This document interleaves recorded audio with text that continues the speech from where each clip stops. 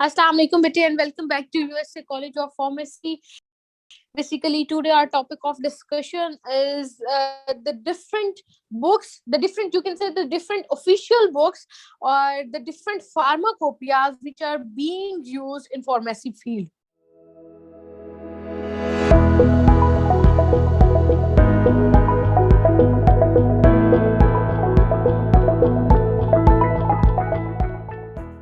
तो बेटे आज हमने बेसिकली ये देखना है कि डिफरेंट कौन सी ऑफिशियल या स्टैंडर्ड बुक्स हमारे पास अवेलेबल है जिनको हम स्टैंडर्ड मानते हुए और उनसे हम बेटे अपनी जो भी इंफॉर्मेशन है रिगार्डिंग ड्रग्स हम उनसे कंसल्ट करते हैं, उनको प्राइमरी रेफरेंस के तौर पर इस्तेमाल करते हैं।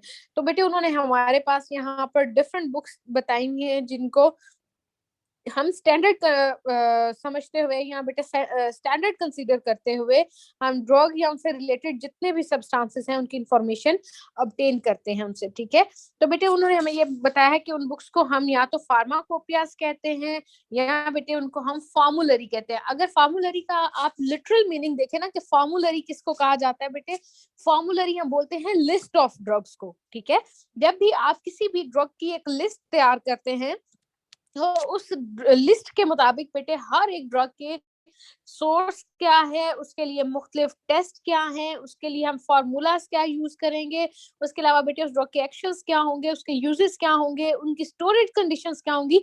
तो बेटे एक लिस्ट को देखते हुए जब हम ये कंप्लीट इंफॉर्मेशन गैदर करते हैं और बेटे जिस बुक को स्टैंडर्ड या आप कह सकते हैं प्राइमरी रेफरेंस कंसीडर करते हुए सारी इंफॉर्मेशन गैदर करते हैं, तो बेटे उन बुक्स को हम कहते हैं कि वो फार्माकोपियास हैं या फार्मुलरीज हैं। ठीक है, तो हम कह देते हैं कि फार्मुलरी क्या है, it is basically the list of the medicinal substances और the list of the crude drugs and their formulas for making the preparation from them. ठीक है, तो जब भी बेटे हम किसी भी एक बुक को स्टैंडर्ड कंसीडर करते हैं, उसको प्राइमरी रेफरेंस कंसीडर करते हैं, ये तमाम इंफॉर्मेशन उस बुक से लेंगे तो बेटे उसको हम कंसीडर करते हैं कि वो फार्माकोपिया है या फार्मुलरी है। अब बेटे हमारे पास ये जो बुक्स होती है ना, हम बेसिकली जिनको जिनको रेफरेंस के तौर पर यूज करते हैं और जिनसे डिफरेंट ड्रग्स की इंफॉर्मेशन गेन करते हैं, वो दो तरह की हैं, ऑफिशियल और नॉन ऑफिशियल। बेटे ऑफिशियल बुक्स वो होती हैं जो वर्ल्ड वाइड और इंटरनेशनली यूटिलाइज की जाती हैं, जिनको किसी भी कंट्री की जो एक गवर्नमेंट है वो बेटे अपनी सुपरविजन में रहते हुए उसको लिखती है, उसको कंपाइल करती है, उसको पब्लिश करती है और बेटे एक स्पेसिफिक काउंसिल होती है जिसके ऊपर उसकी तमाम तर जो आप कह सकते हैं रिस्पॉन्सिबिलिटीज होती हैं वो लागू होती हैं। बेटे उन बुक्स को हम कंसिडर करते हैं कि वो ऑफिशियल बुक्स हैं और ऑफिशियल बुक्स हमेशा प्राइमरी स्टैंडर्ड के तौर पर इस्तेमाल की जाती हैं कि बेटे उनको प्राइमरी रेफरेंस लिया जाता है कि जब भी आपने किसी भी ड्रग की इंफॉर्मेशन गैदर करनी है तो सबसे पहले आपने इन बुक्स को कंसल्ट करना है। ठीक है, तो उसमें हमारे पास है बीपी यानी कि ब्रिटिश फार्माकोपिया, उसके अलावा ब्रिटिश फार्मास्यूटिकल कोडेक्स जिसको हम बीपीसी कहते हैं, उसके अलावा ब्रिटिश नेशनल फार्मुलरी जिसको हम बीएनएफ कहते हैं, यूनाइटेड स्टेट फार्माकोपिया जिसको हम यूएसपी कहते हैं, नेशनल फार्मुलरी, पाकिस्तान फार्माकोपिया और इंटरनेशनल फार्माकोपिया। बेटे ये हमारे पास तमाम स्टैंडर्ड बुक्स हैं जिनको हम प्राइमरी रेफरेंस के तौर पर इस्तेमाल करते हैं। उसके बाद है बेटे हमारे पास non official books. Non official books कौन सी होती हैं बेटे, जो किसी भी कंट्री के अंदर लोकली लिखी जाती हैं और लोकली ही यूटिलाइज होती हैं, उनको हम कहते हैं कि वो हमारी नॉन ऑफिशियल बुक्स हैं। जैसे आपकी बुक के ऊपर बेटे एग्जांपल्स भी गिवन है, स्क्रीन शेयर्ड भी है आपके पास। रिमिंगटन फार्मास्यूटिकल साइंसेस है, मर्क इंडेक्स है, applied and clinical pharmacology by Katzung. ये बेटे इसको भी एक बुक रेफरेंस सेकेंडरी रेफरेंस के तौर पर इस्तेमाल किया जाता है और लोकली यूटिलाइज किया जाता है, यानी कि इसको हम वर्ल्ड वाइड या इंटरनेशनली यूटिलाइज नहीं कर सकते। और इसके बाद है हमारे पास ट्यूटोरियल फार्मेसी। ठीक है, ये बेटे हमारे पास डिफरेंट बुक्स हैं जिनसे हम डिफरेंट इंफॉर्मेशन को गैदर करते हैं। उसके बाद अगर आप देखें तो बेटे हमारे पास जो ऑफिशियल बुक्स आपकी स्क्रीन पर शेयर है, सबसे पहले है बेटे ब्रिटिश फार्माकोपिया। सबसे ज्यादा बेटे इस्तेमाल होने वाली स्टैंडर्ड बुक जो पूरी दुनिया में पाई जाती है वो है हमारे पास ब्रिटिश फार्माकोपिया जिसको हम बीपी भी कहते हैं। ठीक है, और बेटे ब्रिटिश फार्माकोपिया की जो इसके अंदर कंप्लीट एक डिटेल्ड लिस्ट होती है जिसमें हर चीज की इंफॉर्मेशन होती है प्रॉपरली। और बेटे इसके अंदर हमारी जो बीपी की तमाम रिस्पॉन्सिबिलिटी है ना कि उसके अंदर क्या क्या क्या इंफॉर्मेशन ऐड होगी, क्या क्या लिस्ट होगी और किस किस तरह हम इंफॉर्मेशन को गैदर करते हैं, तो बेटे वो तमाम तर जो जिम्मेदारी है, रिस्पॉन्सिबिलिटी है, वो जनरल मेडिकल काउंसिल के ऊपर है। ठीक है, अब बेटे इसके अंदर क्या है कि यहाँ पर बुक्स में उन्होंने बताया हुआ है कि क्या क्या डाटा हमारे पास प्रेजेंट होता है। तो बेटे सबसे पहले कंप्लीट मोनोग्राफ ऑफ ड्रग, एक कंप्लीट लिस्ट होती है ड्रग की।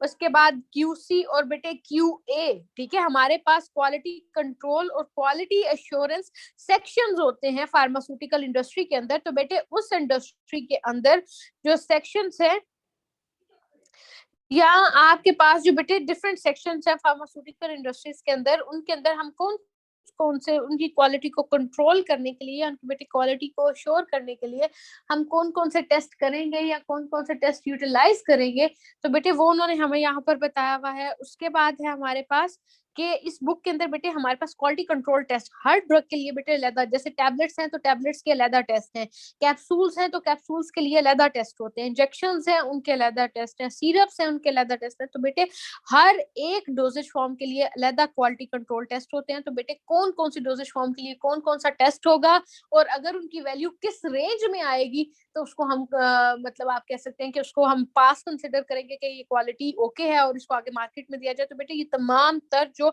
एक स्टैंडर्ड टेस्ट है, ये तमाम जो टेस्ट है बेटे ये हमारे पास सारे गिवन होते हैं हमारे ब्रिटिश फार्माकोपिया के अंदर, ठीक है।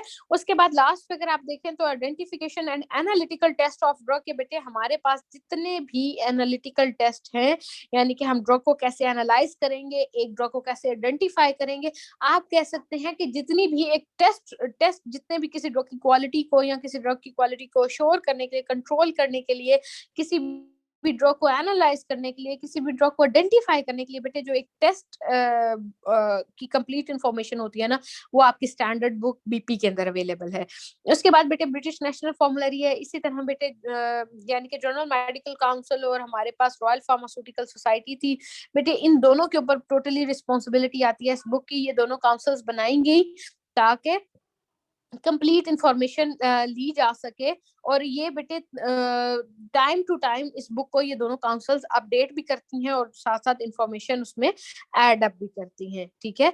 अब इसमें इन्होंने बेटे किस किस चीज का नॉलेज दिया कि क्लिनिकल एंड फार्माकोलॉजिकल एस्पेक्ट्स के बेटे किसी भी ड्रग के क्लिनिकल एस्पेक्ट्स क्या हैं और फार्माकोलॉजिकल एस्पेक्ट्स क्या हैं।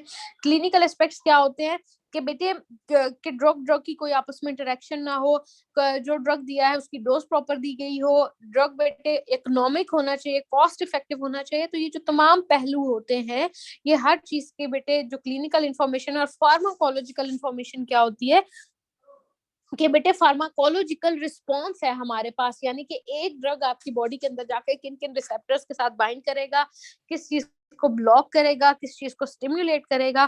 तो बेटे ये जो तमाम एस्पेक्ट्स होते हैं ये ड्रग के, ये हमारे पास गिवन होते हैं हमारी इस बुक बीएनएफ के अंदर, ठीक है। उसके बाद बेटे मैंने आपको पहले ऑलरेडी डिटेल्ड एक्सप्लेन कर चुकी हूँ कि प्रिस्क्रिप्शन पॉलिसी क्या होती है, कि बेटे किस तरह प्रिस्क्रिप्शन लिखी जाएगी, किस पार्ट में पेशेंट की इंफॉर्मेशन होगी, किस पार्ट के अंदर फार्मासिस्ट के लिए इंफॉर्मेशन होगी, किस पार्ट के अंदर रिटेल वाले के लिए इंफॉर्मेशन होगी। तो ईच एंड एवरीथिंग बेटे एक डिटेल्ड कंप्लीट, एक आप कह सकते हैं कि ये पॉलिसी होती है, ये एक स्टैंडर्ड पैटर्न होता है जिसके ऊपर प्रिस्क्रिप्शन लिखनी होती है, ठीक है। तो उन्होंने हमें ये बात ही बताई है कि ये स्टैंडर्ड पैटर्न हमारे पास जो है वो यहाँ पर इस बुक के अंदर एक्सप्लेन किए जाते हैं, ठीक है। और फिर बेटे हमारे पास जो प्रिस्क्रिप्शन को हैंडल करना है ना, वो भी एक प्रॉपर तरीकेकार होता है कि पहले आप केयरफुली रीड करते हैं प्रिस्क्रिप्शन को, फिर बेटे आप उसकी डोज कैलकुलेशन करते हैं, क्योंकि बेटे ओल्ड एज या जो बिल्कुल बच्चे होते हैं ना छोटे, उनके अंदर नॉर्मल एडल्ट डोज नहीं दी जाती बल्कि वो डोज कम करके दी जाती है। तो उन्होंने यही बात बताई है कि एडल्ट डोज क्या होगी हमारी। उसके अलावा बेटे बच्चों के लिए अगर, तो वो हम किस तरह कैलकुलेट करेंगे, फिर बेटे हम वो प्रिपरेशन को कंपाउंडिंग करते हैं, फिर हम उसकी प्रॉपर लेबलिंग करते हैं, फिर हम बेटे उसकी प्राइसिंग करते हैं कि उसकी क्या प्राइस, कितनी कॉस्ट हमें पड़ी है। उसके बाद बेटे हम उसके अंदर ये चेक करते हैं कि हमने उसको डिलीवर कैसे करवाना है, ठीक है, यानी कि मेल के जरिए डिलीवर कराना है। तो ये बेटे तमाम इंफॉर्मेशन है जो हर ड्रग के लिए अलग-अलग इसके अंदर गिवन है बीएनएफ के अंदर, ठीक है। उसके अलावा अगर आप देखें तो बेटे आज है हमारे पास बीपीसी यानी कि ब्रिटिश फार्माकोपिया कोडेक्स, ठीक है बेटे। 1903 में यानी कि 1903 में पहली दफा जो रॉयल फार्मास्यूटिकल सोसाइटी थी उसने रियलाइज किया कि हमारे पास एक और फार्माकोपिया है और उसके अंदर बेटे टोटली जो इन्फॉर्मेशन, यानी कि ये जो फार्माकोपिया था ना, ये हिट करता था टोटली प्रैक्टिशनर्स को, यानी कि ये जो आपके पास मेडिकल प्रैक्टिशनर्स होते हैं या बेटे जो डिस्पेंसिंग फार्मासिस्ट होते हैं, कि बेटे इसके अंदर तमाम वो इंफॉर्मेशन है जो हेल्प कर सकती है मेडिकल प्रैक्टिशनर्स को या बेटे जो डिस्पेंसिंग फार्मासिस्ट होते हैं उनको। तो इसके अंदर कंप्लीट डिटेल जो ड्रग्स की थी वो इस पॉइंट ऑफ व्यू से थी कि जो हेल्पफुल हो मेडिकल प्रैक्टिशनर्स के लिए या हमारे पास फार्मासिस्ट के लिए। अब बेटे अगर आप आगे देखिए तो उन्होंने हमें बताया हुआ भी है, in 1903 first time the Royal Pharmaceutical Society of Great Britain realized the importance of another pharmacopoeia कि बेटे 1903 के अंदर हमारे पास जो रॉयल फार्मास्यूटिकल सोसाइटी थी उसने रियलाइज किया कि हमारे पास एक और बहुत इंपॉर्टेंट फार्माकोपिया है which is specially made for medical practitioners and dispensing pharmacist, जो कि बेटे खास तौर पर बनाया गया था मेडिकल प्रैक्टिशनर्स के लिए या हमारे पास जो मुख्तलिफ डिस्पेंसिंग फार्मासिस्ट हैं उनके लिए। ठीक है, तो बेटे वो अब this book contain the knowledge and the article on the following issues of the pharmaceutical sciences. अब बेटे उन्होंने ये बताया है कि हमारे पास ये जो बुक्स हैं ये हमें क्या क्या इन्फॉर्मेशन यानी कि इनके अंदर क्या क्या डाटा प्रेजेंट है। तो सबसे पहले बात है बेटे regarding the dispensing methods of medicine specific to their nature. अब बेटे हर ड्रग के लिए जो डिस्पेंसिंग मेथड होता है ना वो अलग होता है। कुछ होते हैं जो हमने यूनिट डोज में डिस्पेंस करने होते हैं यानी कि एक टाइम पे एक ही डोज उसकी डिस्पेंस, यानी कि हम उनको प्रॉपरली डिवाइड करके बताते हैं कि ये डोज है ये आपने एट अ टाइम एक ही लेनी है। कुछ होते हैं ड्रग्स जो मल्टीपल डोजेज में डिस्पेंस किए जाते हैं।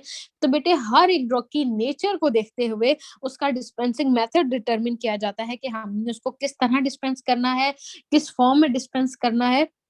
तो ये ईच एंड एवरीथिंग हम डिस्पेंसिंग जो मेथड की होती है ये हम क्लैरिफाई करते हैं इस बुक से। ठीक है, उसके बाद है the techniques of dispensing. For example देख लिया उन्होंने अगली बात भी यही बता दी है, unit dose dispensing and multi dose dispensing, कि हम ये डिटरमिन करते हैं कि इस मेथड से कोई सा भी अगर वो ड्रग है वो हम यूनिट डोज की फॉर्म में देंगे यानी कि सिंगल डोज होगी या बेटे वो हमारे पास मल्टीपल डोज होगी। तो हम जैसे देखे इंसुलिन है वो बेटे मल्टीपल डोज की फॉर्म में दी जाती है।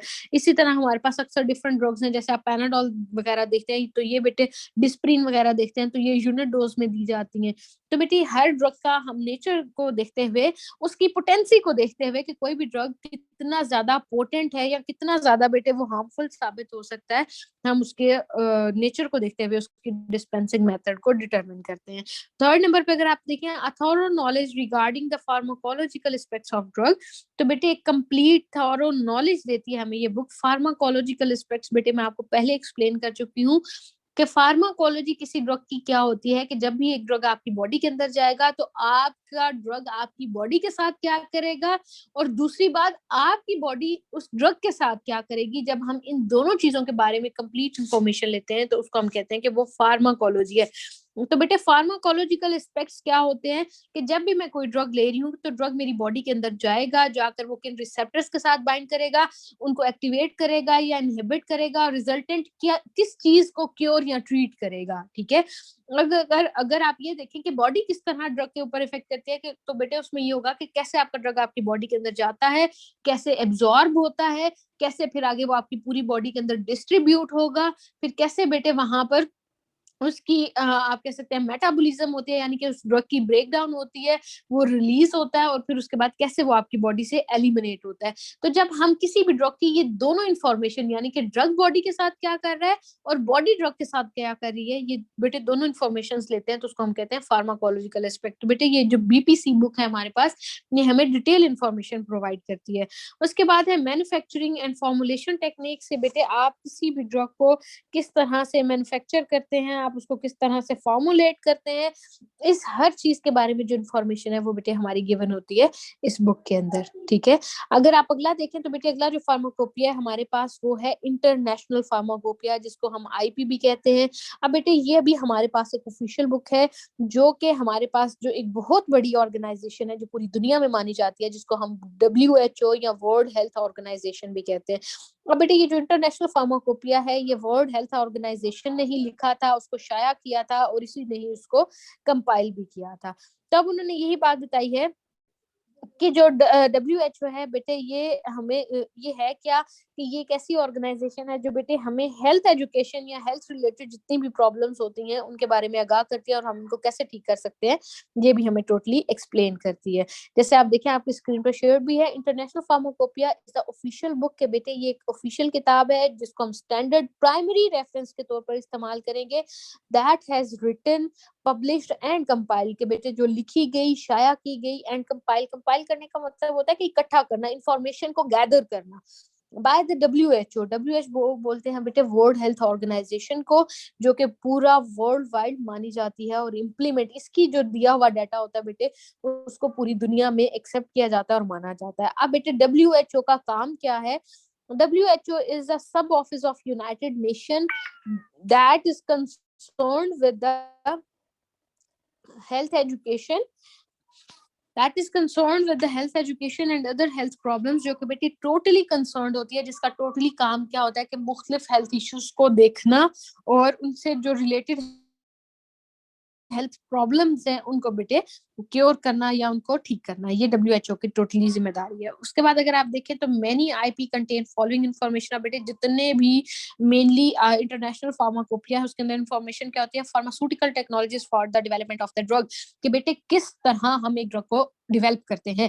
बेटे जब ड्रग की एक डेवलपमेंट होती है ना, तो हम उसके रीजन यानी कि ओरिजिन से लेते हुए, हम उसको जिस सोर्स से ले रहे हैं उस सोर्स से लेते हुए एंड तक कि किस तरह आप उस ड्रग को एक प्रॉपर फॉर्म के अंदर, यानी कि किस तरह टैबलेट तक, यानी कि टैबलेट एक फॉर्म है ना, तो किस तरह आप उसको एक प्रॉपर फॉर्म में कन्वर्ट करते हैं। तो ये टोटली जो टेक्निक्स होती हैं बेटे वो तमाम इस बुक के अंदर हमें गिवन है, कि किस तरह हम एक ड्रग को किसी भी सोर्स से ऑब्टेन करते हैं, फिर उसके अंदर किस तरह मुख्तलिफ एक्सीपिएंट्स को ऐड करते हुए बेटे उसको एक प्रॉपर शेप में, एक प्रॉपर फॉर्म में कन्वर्ट करते हैं। तो वो हमारे पास कहलाती है बेटे फार्मास्यूटिकल टेक्नोलॉजीज होती हैं, वो जिनको हम यूटिलाइज करते हैं, वो भी टोटल इन्फॉर्मेशन इसमें गिवन होती है। दूसरे नंबर पे है drug formulation and manufacturing process, के बेटे डिफरेंट हम फॉर्मुलेशन या मैन्युफैक्चरिंग प्रोसेसेस को यूज करते हैं। कहीं पर हम मिक्सिंग कर रहे होते हैं, कहीं पर हम मिलिंग कर रहे होते हैं, कहीं पर हम ग्राइंडिंग कर रहे होते हैं, कहीं हम कम्युनिकेशन कर रहे होते हैं। तो बेटे ये डिफरेंट प्रोसेसेस हैं जो किसी भी ड्रग को बनाने में, उसको फॉर्मुलेट करने में इस्तेमाल होते हैं। तो बेटे उन्होंने हमें ड्रग वाइज हर चीज अलग-अलग बता दी है।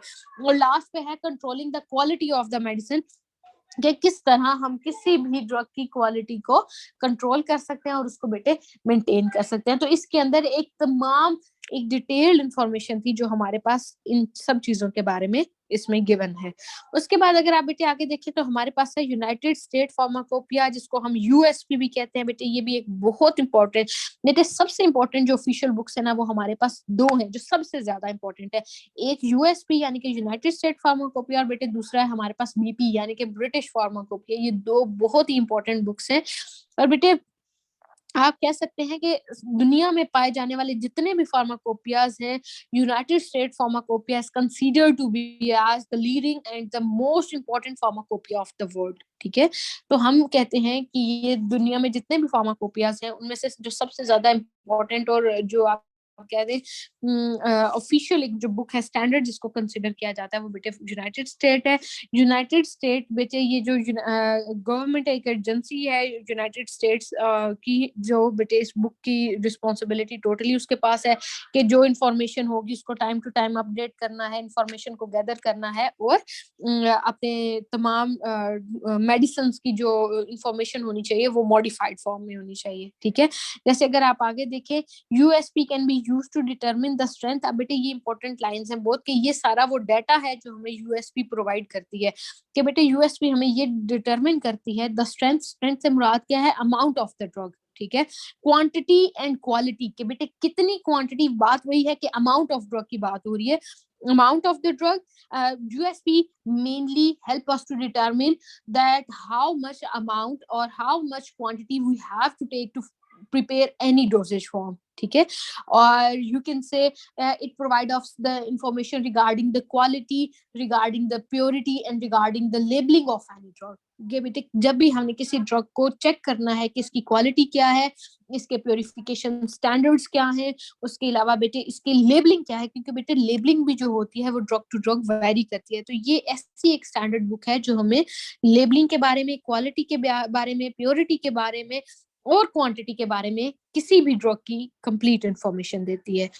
उसके बाद है बेटे यूनाइटेड स्टेट नेशनल फॉर्मुलरी। बेटे हुआ क्या, 1888 में नेशनल फॉर्मुलरी थी हमारे पास। नेशनल फॉर्मुलरी को, और पहले नेशनल फॉर्मुलरी अलहदा थी और यूनाइटेड स्टेट फार्माकोपिया अलहदा थे। तो फिर बेटे हुआ क्या कि 1974 में तो जो थी ना यूनाइटेड स्टेट फार्माकोपिया और जो था नेशनल फॉर्मुलरी, इन दोनों को अमेरिकन फार्मास्यूटिकल एसोसिएशन, एक मतलब एक ये सोसाइटी थी जिसने यूएसपी को और एनएफ को यानी कि नेशनल फॉर्मुलरी को इकट्ठा करके कंबाइन करके एक बुक बना दिया था, ठीक है, जिसको हम यूएनएफ भी कहते हैं, ठीक है। अगर आप देखो इन 1888 the first national formulary of United states was published under the supervision of American pharmaceutical association. बेटे सबसे पहले जो नेशनल फॉर्मुलरी तैयार की गई वो अमेरिकन फार्मास्यूटिकल एसोसिएशन ने तैयार की थी, बट इन 1974